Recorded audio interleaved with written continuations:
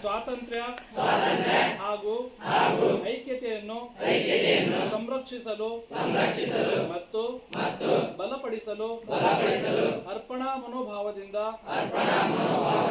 ಕೆಲಸ ಮಾಡುತ್ತೇನೆಂದು ನಾನು ಶ್ರದ್ಧಾಪೂರ್ವಕವಾಗಿ ಪ್ರಮಾಣ ಮಾಡುತ್ತೇನೆ.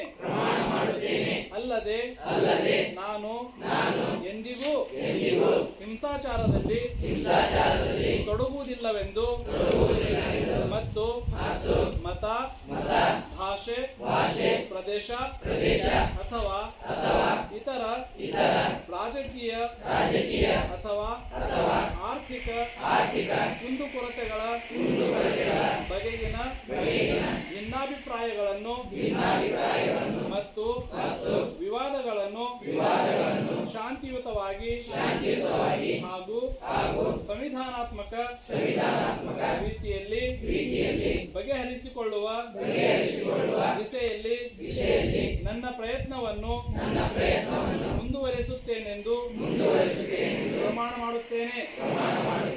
ಜೈ ಹಿಂದ್. बोलो भारत माता की जय।